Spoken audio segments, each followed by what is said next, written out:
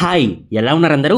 ఇవాల్టి మన special recipe chicken curry అండి. అయితే ఈ చికెన్ కర్రీ ఏదైతే ఉందో రెస్టారెంట్ స్టైల్‌లో ప్రతి ఒక్కళ్ళు చేసుకునే విధంగా సింపుల్ వేలో చూపిచ్చాను. జస్ట్ మీ దగ్గర ఒక 20-25 నిమిషాలు టైం ఉంటే ఈజీగా చేసేసుకోవచ్చు. మీరు ఎప్పుడు కూడా చికెన్ కర్రీ చేయకపోయినా సరే ఈ ఒక్క వీడియో చూసారంటే ఈ వీడియోలో మీకు రెండే 2 సీక్రెట్స్ చెప్తాను. ఈ 2 సీక్రెట్స్ గనక అర్థమైతే కర్రీ నెక్స్ట్ లెవెల్ వస్తుంది. ఇక లేట్ చేయకుండా మొదలెట్టేద్దాం. ముందుగా ఒక 6-8 స్పూన్స్ ఆయిల్ వేసుకొని 2 ఉల్లిపాయలండి వీలైనంత సన్నగా కట్ చేసుకోండి. ఎందుకంటే కర్రీకి కదా, కర్రీకి ఎంత సన్నగా కట్ చేస్తే అంత రుచి వస్తుంది. ఈ ఆనియన్స్ అనేవి వేగుతున్న టైంలోనే ఇందులో ఒకే ఒక్క లవంగం అయితే వేస్తున్నాను. దీనితో పాటుగా ఒకే ఒక ఇలాచి. నేను ఒకటి ఎందుకు వేస్తున్నానంటే ఇక్కడ నేను జస్ట్ ఒక పావు కిలో మాత్రమే తెచ్చాను. సింపుల్గా చూపిద్దామని చెప్పేసి మీ కర్రీ అనేది కొంచెమే చేసి చూపిస్తున్నాను. అదే మీరు కనుక ఒక అర కేజీ తెచ్చుకుంటే మీకు ఈ కొలతలు అనేవి డబల్ అయితే తీసుకోవాల్సి ఉంటుంది. అయితే ఇప్పుడు ఇలాచి లవంగం ఈ 2 వేసిన తర్వాత ఇక్కడ సీక్రెట్ నెంబర్ 1 చెప్తాను. ఆనియన్స్ ఉన్నాయి కదా, బ్రౌన్ కలర్లోకి వచ్చేయాలి. వచ్చేంత వరకు కుక్ చేయండి. ఓకే, పచ్చిగా ఉంచొద్దు. చూసారా నాకు కలర్ అనేది చేంజ్ అవుతుంది. ఈ విధంగా ఫుల్గా చేంజ్ అయిపోవాలన్నమాట. దీనితో పాటుగానే ఇంకొక సీక్రెట్ ఏంటంటే నేను పసుపు వేశాను, ఉప్పు వేశాను.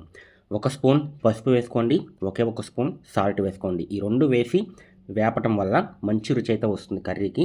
ఆనియన్స్ కూడా త్వరగా వేగుతాయి అన్నమాట ఎప్పుడైతే మనం సాల్ట్ వేస్తామో. ఇక నాకైతే ఈ ఆనియన్స్ అనేవి గోల్డెన్ కలర్ వచ్చినాయి.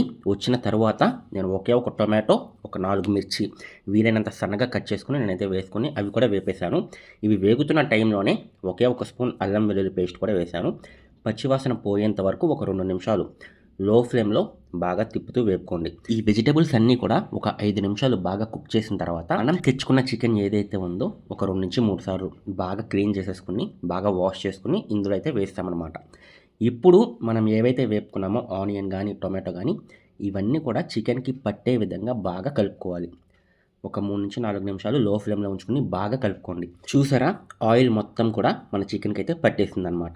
ఇప్పుడు చికెన్లో నుంచి వాటర్ అనేవి ఉంటాయి అన్నమాట. ఆ వాటర్ బయటకు వస్తే అది మొత్తం కూడా ఉడుకుతాకి ఒక 10 నిమిషాలు లో ఫ్లేమ్లో మూత పెట్టేసి అలా వదిలేయండి. మధ్యలో ఓపెన్ చేస్తూ తిప్పుకుంటూ ఉండండి. ఎందుకంటే అడుగు మాడిపోయే అవకాశం ఉంటుంది.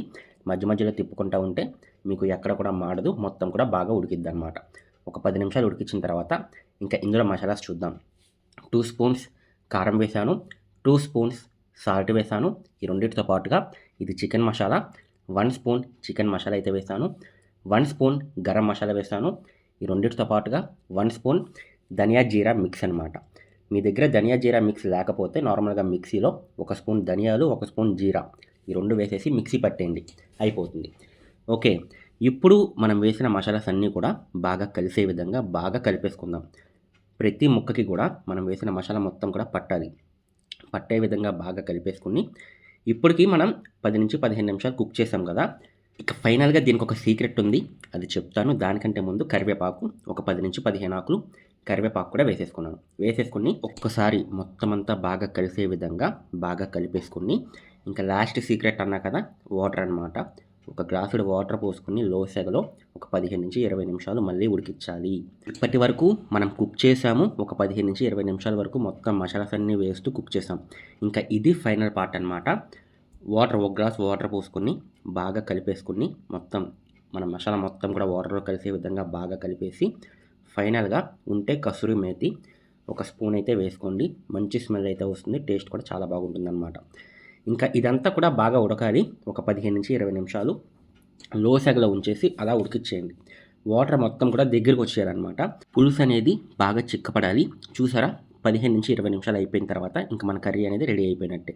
ఇంకా లైట్గా కొత్తిమీర వేసుకొని ఇంకా దీన్ని దింపేసుకుంటామే. ఇది చపాతీలో కానీ వైట్ రైస్లో కానీ చాలా బాగుంటుంది.